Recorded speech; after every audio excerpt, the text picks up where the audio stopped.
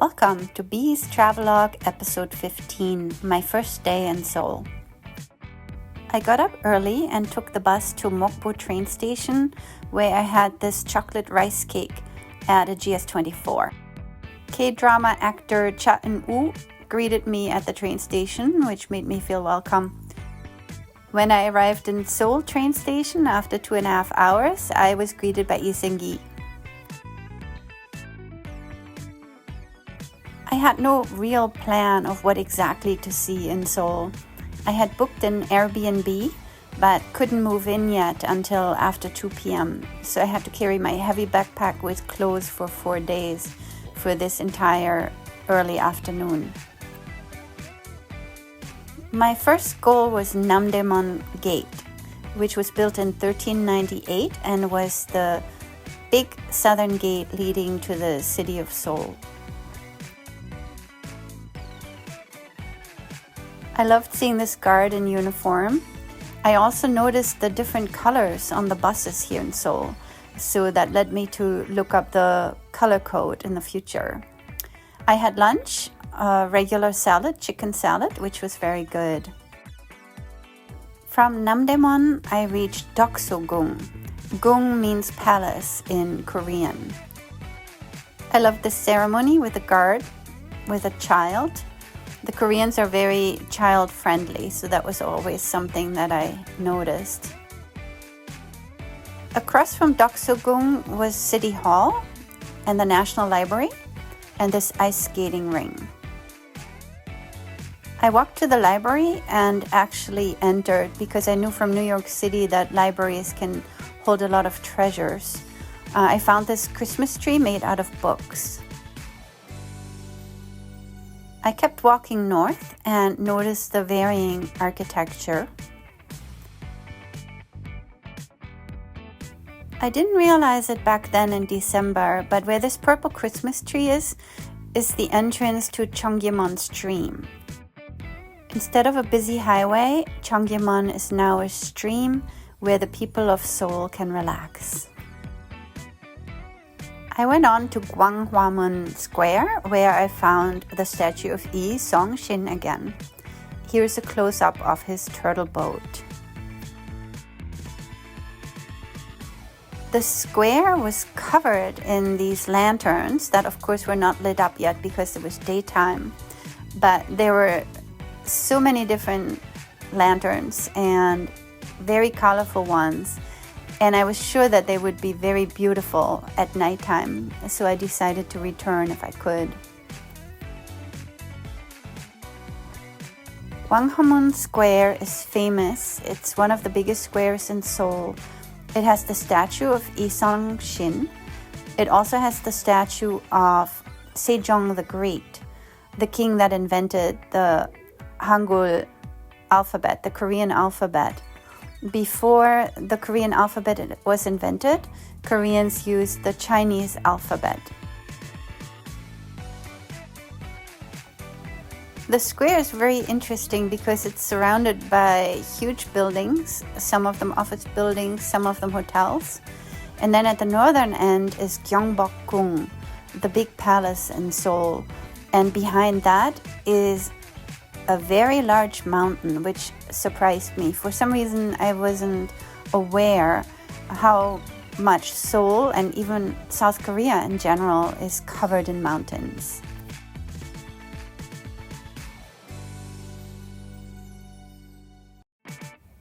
I finally reached Gwangwhamun Gate and Gyeongbokgung Palace.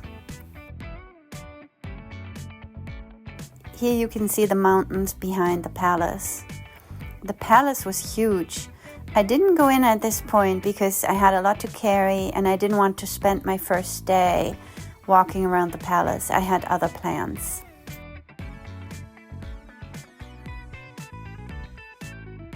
So I left the palace walking eastward and northward to Bukcheon Hanok village. Hanok is the name for the traditional Korean houses. There are different Hanok villages all over Seoul, and then every Korean town has its own Hanok village with lots of Hanok buildings. So it's usually one of the areas in each town that tourists tend to check out.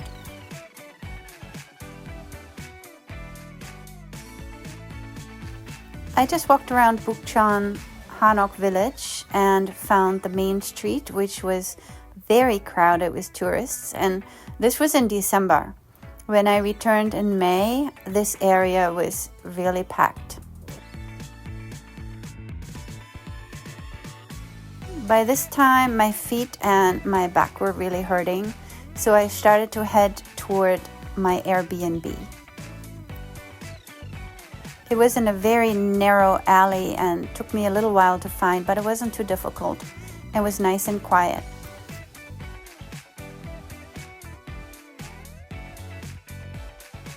I was walking through Uneongguk-ro looking for the Sugar Skull restaurant.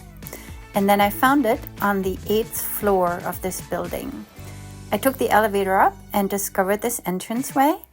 And then behind the door, this really scary entry room. However, once I braved my way through there, I found a regular restaurant. I had a margarita and wonderful enchiladas. Once I was full and rested, I headed back outside and eastward and found the Bosingak Bell Pavilion. I passed several lit-up high-rises on my way back to Gwanghwamun Square. On the way, I heard loud music and I saw light flashes in the back and decided to check it out. First, I returned to the southern end of the square where I saw Shin all lit up. And then really the lantern show started, and I saw all the lanterns that I had seen during the daytime lit up in beautiful colors at night. This was the 29th of December, Friday, and on Saturday I had agreed to meet a former student of mine who was living and working in Seoul. We were going to meet for lunch, and he was going to perhaps show me part of the city. If you join me for episode 16, my second day in Seoul, you'll find that I was surprised by quite a major snowstorm the next day. So you'll get to see Seoul during a snowstorm. Come with me to another Hanok village, and in the evening move over to my next Airbnb in Gangnam, and come with me to COEX Starfield Library and the Gangnam K-pop Drive.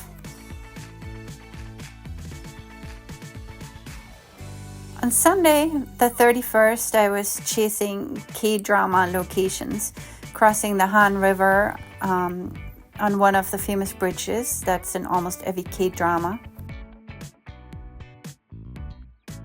At night, I took the train to Lotte Tower, which was the first time I saw that 5th tallest building in the whole world, and waited there to see fireworks for New Year's Eve.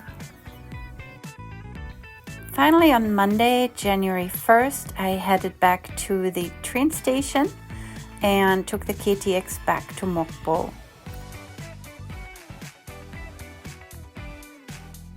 By this time in the evening, I was getting really tired from a very long day.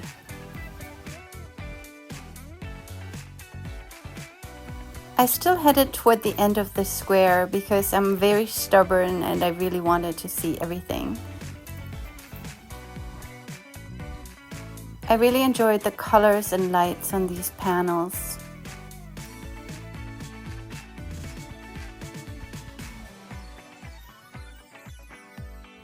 Right at the end, when it got very crowded, I realized a music and light show was starting at the big gate. Wherever there were large crowds, there were Korean safety patrols making sure the crowd was safe. Having seen a reminder of the Itaewon Halloween disaster, I figured this was one of the safety measures that resulted from that incident. Please join me for episode 16 and a snowstorm in Seoul. Thanks for watching.